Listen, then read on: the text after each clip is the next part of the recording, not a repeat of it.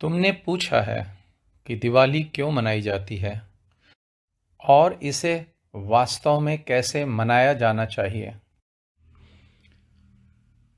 निस्संदेह दिवाली कुछ उन त्योहारों में से एक है जिसका महत्व सनातन धर्मावलंबियों के मध्य, जिन्हें हिंदू भी कहा जाता है, सबसे अधिक है। जब हम सनातन धर्म शब्द का प्रयोग करते हैं तो उसमें महिमा उस धर्म के व्यवहार की है, उस धर्म के प्रैक्टिस की है जो हमें सनातन तत्व का साक्षात्कार करा देता है। और सनातन क्या है? परमात्मा के अलावा दूसरा कुछ भी सनातन नहीं है। सनातन का तात्पर्य जो शाश्वत है, जो अविनाशी है, जो इटर्नल है, जो इमॉर्टल है, जो परम आनंद, परम शांति और प्रेम का ऐसा स्रोत है जिसे पाने के बाद और कुछ भी पाना शेष नहीं रह जाता, जिसे जानने के बाद फिर और कुछ जानने की इच्छा ही नहीं रह जाती, क्योंकि तब जानने योग्य सब जान लिया जाता है। सनातन का तात्पर्य समझने के बाद अब यह भी जान लेना जरूरी है कि धर्म कहने का क्या तात्पर्य होता है। जब किसी पदार्थ के पीछे के विज्ञान का अध्ययन करते हैं तो उसे साइंस कहते हैं, लेकिन जब चैतन्य के पीछे के विज्ञान का अध्ययन करते हैं तो उसे धर्म कहते हैं। When we study the behavior and establishment of physical matter with an evidence, it is called as science. But when we study the behavior and existence of consciousness with an evidence, it is called as dharma. ये मोटी मोटा आप एक परिभाषा ले सकते हैं। धर्म का पालन करने से हम उस परम चैतन्य को, जिसे सनातन या परमात्मा कहा गया है, साक्षात्कार भी कर सकते हैं। और अगर हम धर्म के विज्ञान को नहीं जानते तो हम धर्म के नाम पे किसी भी प्रक्रिया का पालन क्यों न करते रहें, हमें परमात्मा का साक्षात्कार नहीं होगा। यह सनातन तत्व परमात्मा अपने ही चैतन्य की वह परम अवस्था है जहां पर हम में और उसमें भेद मिट जाता है। अगर आप धर्म का पालन करते हैं लेकिन आप परमात्मा मार्ग पर नहीं चल रहे हैं, या आप जिस धर्म का पालन कर रहे हैं उसका उद्देश्य परमात्मा की प्राप्ति करना नहीं है, तो इतना तय समझिए कि कम से कम आप सनातन धर्म का पालन नहीं कर रहे हैं। जिस धर्म के पालन करने की परिणति में सनातन परमात्मा न उपलब्ध होता हो, फिर वह धर्म सनातन धर्म कैसे कहा जा सकता है? इसलिए सनातन धर्म को मानने वाली स्त्री जब विवाह के बाद मांग में सेंदूर पहनती है तो सेंदूर का संबंध परमात्मा तक ले जाने के लिए होता है। पीपल के वृक्ष को जल देने से लेके सूर्य को अर्घ देने तक, गाय और कुत्ते को रोटी खिलाने से लेके माता पिता की सेवा करने तक, पंडित अपनी शिखा रखे, जनेऊ पहने, वहां से लेके 16 संस्कार करने और करवाने तक, सबका संबंध परमात्मा की प्राप्ति से अगर नहीं है तो ये सब कर्मकांड सिर्फ एक ढोंग और मरी हुई संस्कृति की निशानी मात्र है। आप किसी हिंदू स्त्री से पूछिए कि वह जो मांग में सिंदूर पहनती है, उस सिंदूर का संबंध परमात्मा तक कैसे बनता है। उसे ये मालूम भी नहीं और उसे इससे कोई मतलब भी नहीं। अब वो सिंदूर जो मांग में पहनती है वह सिर्फ एक इस स्टैंप से ज्यादा और क्या है कि वह शादीशुदा है। एक पंडित जो शिखा रखता है और ये नहीं जानता कि शिखा का संबंध परमात्मा प्राप्ति से क्या है, वह अपनी शिखा का प्रयोग करता हो परमात्मा की प्राप्ति के लिए, अगर वह ऐसा नहीं करता है तो वो कैसे पंडित या ब्राह्मण कहे जाने योग्य है और कैसे वो सनातन धर्मावलंबी है। अगर हिंदू शिव जी को जल चढ़ाता है लेकिन शिव तत्व को नहीं समझता या समझने का प्रयास करता, तो उसका शिव जी को जल चढ़ाना चाहे शिवरात्रि को हो चाहे सोमवार को हो, वह एक ढोंग से अलावा और क्या कहा जा सकता है, क्योंकि उसकी वह प्रक्रिया धर्म से इसलिए नहीं जुड़ी क्योंकि उसकी वह प्रक्रिया परमात्मा तक ले जाने का माध्यम नहीं बनती है। और अगर शिव जी को जल चढ़ाने का संबंध परमात्मा प्राप्ति से होता है तभी ये सनातन धर्म की प्रक्रिया मानी जाएगी, वरना ये सनातन धर्म की प्रक्रिया तो दिखेगी है नहीं। अब आते हैं दिवाली की बात पर कि दिवाली क्यों मनाई जाती है।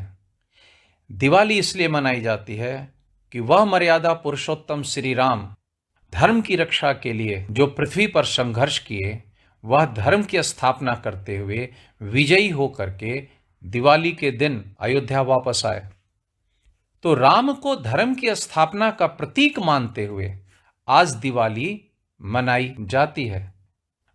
लेकिन क्या धर्म की स्थापना के लिए हिंदू दिवाली मनाते हैं या सिर्फ पटाखे फोड़ने, मिठाइयाँ खाने, कपड़े पहनने तक ही ये बात सीमित रह जाती है और फिर अगले दिन से वही बच्चों के निक्कर बदलना, इनकम टैक्स बचाने का इंतज़ाम करना, अपने काम धंधों को सुचारू रूप से चलाना, मुकदमा लड़ रहे हैं तो मुकदमे में जाना, नौकरी कर रहे हैं तो नौकरी पे जाना, ये काम धंधा शुरू हो जाता है बिना किसी उस धर्म का अवलंबन लिए जो धर्म परमात्मा की प्राप्ति कराता है।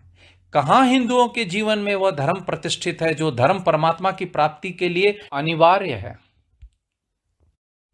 जब तक वह धर्म नहीं है जीवन में जो परमात्मा की प्राप्ति कराने का मार्ग प्रशस्त करता है, तब तक काहे की दिवाली, काहे की होली। यह सिर्फ एक परंपरा मात्र है, मनोरंजन के काम आता है, इसीलिए इसको त्योहार बोलते हैं।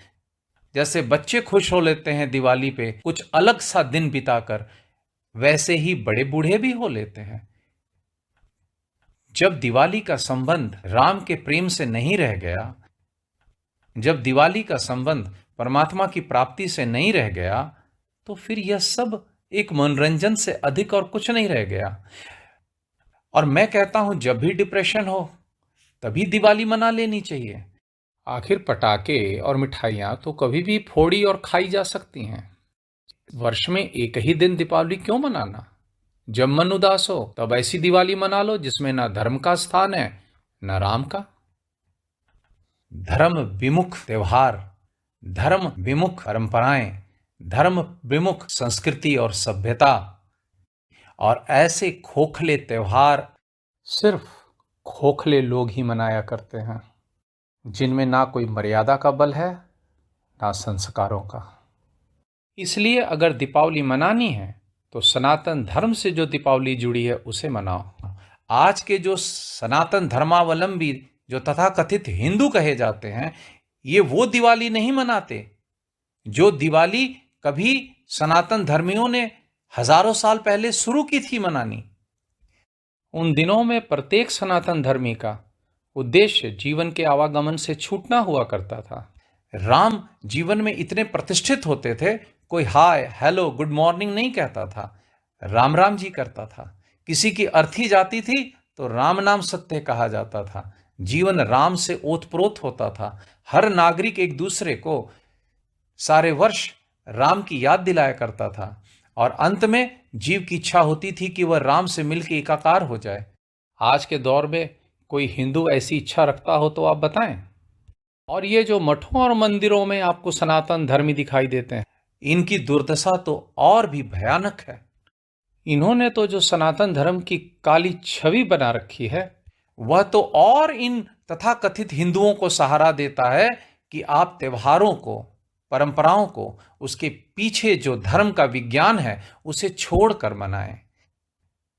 जब हमारे गुरु ही पाखंडी और ढोंगी हो जाएंगे, हमारे पथ प्रदर्शक ही जब अंधविश्वासी और आडंबरी हो जाएंगे, तो उनको मानने वाले हम हिंदू कहां से वो शक्ति अर्जित करेंगे जिस शक्ति को अर्जित करके कभी सनातन धर्म अपने गौरवशाली इतिहास को लिखा करता था।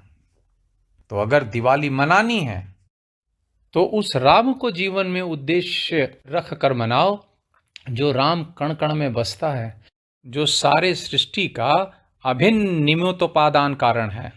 वो राम जो सृष्टि बनाया भी है और सृष्टि बना भी है, और ऐसा होते हुए भी वह तुमसे पृथक नहीं है। जो ऐसे राम के साक्षात्कार की इच्छा रखता है उसी का दिवाली दिवाली मनाने जैसा है। और मनमर्जी की दिवाली मनानी है, कौन तुम्हें रोकने वाला है। लेकिन यह धरती कभी भी वीरों और धर्मात्माओं से रहित नहीं रही। भले उनकी संख्या कम हो जाए, लेकिन धर्म के पथ पे चलने वाले वीर अभी भी पैदा होते हैं और अभी भी इस धरती पर रहते हैं। वे अवश्य दिवाली को उसके अपने शुद्ध स्वरूप में मनाते होंगे। जिस प्रकार बाजार में आज हर चीज डुप्लीकेट हो गई, लोगों का व्यवहार डुप्लीकेट हो गया, वैसे ही हमारे त्यौहार भी डुप्लीकेट हो गए। हम जो दिवाली मनाते हैं, जिसमें जीवन को राम की दिशा में ले चलने के लिए कोई उद्देश्य नहीं है, वह डुप्लीकेट दिवाली है। लगती तो है दिवाली मनाई गई, लेकिन उसमें कोई दिवाली जैसी बात होती नहीं, कोई सत्य का ज्योति जलती नहीं, कोई प्रकाश फैलता नहीं। ऐसा प्रकाश जो आनंद का हो, ज्ञान का हो, शांति का हो, वैभव का हो, अमृत का हो,